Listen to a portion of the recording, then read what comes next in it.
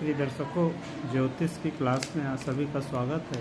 एक हमारी दर्शिका हैं, उन्होंने विवाह के विषय में कुछ प्रश्न पूछा है, तो मैं आज कोशिश करूंगा कि विवाह के प्रश्न के विषय में मैं उनको कुछ जानकारी देना चाहूं। तो आज का ये विवाह के विषय का चैप्टर है। विवाह को हम ये लग्न होती है जातक की, लड़का हो या लड़की, और ये सप्तम होता है। सप्तम यहाँ पे विवाह होता है, यानी पत्नी होती है या पार्टनर होता है, जीवन साथी होता है। ये जीवन साथी, अब बात आती है कि जीवन साथी कहाँ से मिलेगा, कैसा मिलेगा। इसके लिए कई अलग अलग ग्रंथ हैं, अलग अलग भेद मिलते हैं। 100% तो बहुत मुश्किल होता है, लेकिन हाँ 70% ये गैस लगाया जा सकता है। यहाँ पर यदि क्रूर राशि आपकी बैठी है, क्रूर राशियाँ कौन कौन होती हैं मैं आपको बता देना चाहूँगा। जो विषम राशियाँ होती हैं वो सभी क्रूर होती हैं। 1, 5, 7, 9, 11, ये इन्हें कहा जाता है पुरुष राशियाँ। इसमें 3 भी आती हैं, लेकिन 3 और 7 सौम राशियाँ हैं।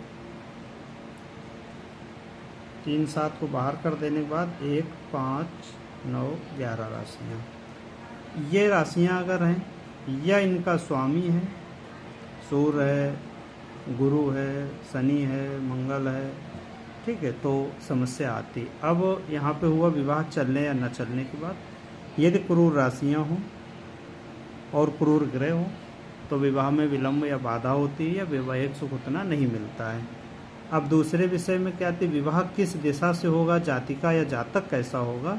तो यहाँ के इस स्वभाव को मान लेते, मेष राशि है, यहाँ पे मेष लग्न है, यहाँ पे 1 अंक है यहाँ पे, तो इसके जैसा स्वभाव गुण धर्म वाला लड़का या लड़की होगी। दूसरा, अब दिशा कैसे देखेंगे, इसका स्वामी जिस राशि में बैठा, मान लेते 1, 2, 3, 4 यहाँ पर बैठे मंगल, तो मंगल यहाँ पे नीच के होते हैं। यहाँ पे बात नीच उच्च की नहीं है, लेकिन मंगल कहाँ बैठ गए, चंद्रमा की राशि में। यानी कि लड़की या लड़का कैसा होगा, गोल चेहरे वाला होगा, सौम्य होगा, सुंदर होगा, सुशील होगा। क्यों, यहाँ पे तो ये सौम राशि मिल गई हमें। कैसी मिल गई, सौम राशि, स्त्रीलिंग राशि मिल गई हमको। और स्त्रियां वैसे भी सौम्य होती हैं, लेकिन ऐसा नहीं स्त्रियां सौम्य होती हैं, एक नेचर होता है। जो जेंडर हम लोग को पढ़ाया जाता है उनके हिसाब से जेंडर कहता है कि स्त्रियाँ सुंदर, सौम्य, सुशील होती हैं। लेकिन डिपेंड करेगा यहाँ की राशि के अनुसार और यहाँ पे बैठे हुए ग्रहों के अनुसार, यहाँ की राशि के दिशा के अनुसार। जो यहाँ की राशि, इसका स्वामी कौन है, मंगल, कहाँ बैठ गया, किस दिशा में बैठ गया, तो उत्तर दिशा में। अब उत्तर क्या आएगा आपका, कि आपका विवाह संभावित है उत्तर दिशा में होगा। अब मान लेते यहाँ पे कुछ ग्रह बैठे हुए हैं, तो उनका भी तो अपना स्वामी तो हो गया। हो सकता है उनमें कोई आत्मबली हो, कोई कुछ बली हो, ये नीच का है, इसने काम उतना नहीं किया, तो यहाँ पे बैठे हुए ग्रह, मान लेते हैं यहाँ पे शनि बैठे हैं, तो शनि अब यहाँ पे नीच के हो गए। अब देखना है कि यहाँ पे क्या होगा, कि क्या पश्चिम में, शनि की दिशा कौन सी होती है, पश्चिम दिशा होती है। इस राशि की दिशा कौन सी होती है, पूर्व दिशा होती है, ठीक है। तो अब उसका विवाह हम ये कह सकते हैं कि पश्चिम दिशा में होगा। अब देखा, सपोज यहाँ का मंगल मकर में बैठ गया है, कहाँ बैठ गया, मकर में, उच्च का हुआ। अब विवाह की बात आती है तो कहाँ बैठा है, दक्षिण में होता है। एक फार्मूला ये होता है। दूसरा फार्मूला, लड़के की शादी के लिए शुक्र जहाँ बैठे हैं या सप्तमेश जिस दिशा में बैठा है, वैसे मैंने इसको शुक्र को ज़्यादा देखा, शुक्र जिस राशि में बैठा है उस दिशा में विवाह होता है। जैसे कन्या राशि में है तो साउथ से होगा, ठीक है, शुक्र। अब इसमें बहुत से अलग अलग हैं, सबकी अपनी अपनी टेक्निक है, आपका जैसा फिट बैठे, लेकिन अभी नॉर्मल नियम यही 2 हैं कि सप्तमेश जहाँ बैठा है या सप्तम में जो ग्रह बैठे उनके अनुसार।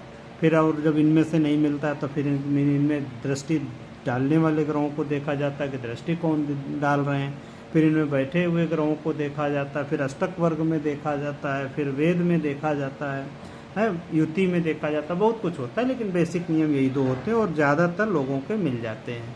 सप्तम में बैठा हुआ ग्रह या सप्तम जिस राशि या ग्रह में होता है, या सप्तम शुक्र जहाँ पे होते हैं। अब लड़कियों के विषय में गुरु को लिया जाता है कि गुरु किस राशि में बैठे उससे उस राशि की दिशा में होगा। कुछ लोग मंगल को भी लेते हैं लड़कियों के लिए, मंगल किस राशि में बैठे वहाँ से होगा, पर मैंने गुरु और शुक्र को माना है। गुरु लड़की के लिए और शुक्र लड़की के लिए। गुरु मतलब लड़का लाते हैं और शुक्र लड़की लाते हैं। ठीक है, तो लड़कियों के लिए गुरु को देखें, लड़कों के लिए शुक्र को देखें। ठीक है, मान लेते किसी का यहाँ पे कन्या का शुक्र बैठा है, तो कन्या शुक्र साउथ फेस होता है, साउथ दिशा में आना चाहिए, और शुक्र की राशि साउथ ईस्ट होती है, तो मान लेते हैं साउथ या साउथ ईस्ट में आपका विवाह होगा। ठीक है, अब इसमें थोड़ा सा और बताएं कि अब गुरु कहाँ बैठे हैं। किसी जातिका की कुंडली में गुरु मान लेते हैं अष्टम भाव में, गुरु यहाँ बैठे हैं, मिथुन राशि है और गुरु यहाँ बैठे हैं। अब विवाह किस दिशा से होगा, तो पश्चिम दिशा से होगा विवाह। ठीक है, ऐसे करके देखा जाता है। ये एक जातिका है, शायद उनका नाम मेल पे नहीं मिल रहा, उन्होंने इस प्रश्न को पूछा है कि विवाह और लड़की का विवाह किस दिशा में होता है, कब होता है। हाँ, कब होने के विषय आता है, चंद्रमा से जब गुरु 1, 3, 5, 7, 9, 11 जाते हैं, या दूसरे भाव को दृष्टि दें, 7वें भाव को दृष्टि दें, एकादश को दृष्टि दें, पंचम को दृष्टि दें, तब विवाह होता है। चंद्रमा से या गोचर से, चंद्रमा से देखें या गोचर से।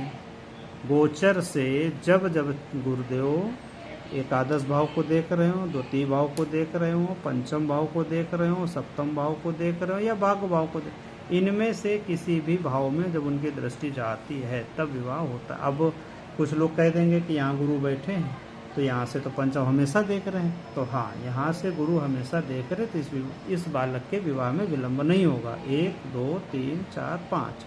ठीक, अब यहाँ के बैठे हुए स्वामी का या यहाँ की बैठी हुई राशि के स्वामी का मान लेते हैं यहाँ पे मंगल बैठ गए हैं, तो मंगल को जब गुरु देखेंगे गोचर बस, ये तो परमानेंट देख रहे हैं, तो कोई बच्चा जन्म लेते ही विवाह नहीं कर लेता है, विवाह होने की उम्र में देखा जाता है।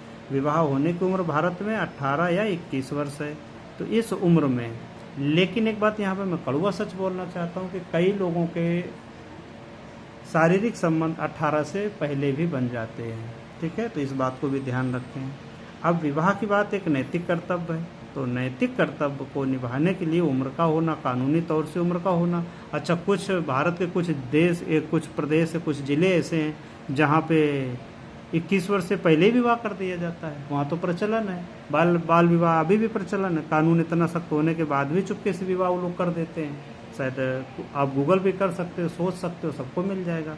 चुपके चुपके विवाह कर देते हो, फिर विदा बाद में करते हैं। तो मतलब कैसे हुआ, तो जाहिर सी बात है कहीं गुरु, अब वहाँ पे जन्मे बच्चे हमेशा एक जैसे थोड़ा ना जन्म लेते होंगे, तो कभी गुरु कन्या में होता होगा, तो कभी गुरु यहाँ होता होगा। अच्छा, वहाँ पे भी कुछ लोगों के विवाह ही नहीं होते हैं, तो उसका भी कोई कारण होता होगा। तो बहुत से ऐसे फैक्टर्स हैं, एक वीडियो में एक बात में इतनी सारी चीज़ें नहीं बताई जा सकती। लेकिन हाँ, बेसिक नियम आप ध्यान रखें कि चंद्रमा से या गोचर से गुरु जब सप्तम, नवम, एकादश, द्वितीय, पंचमेश को देखते हैं या पंचम को देखते हैं तो विवाह होने की संभावना रहती है।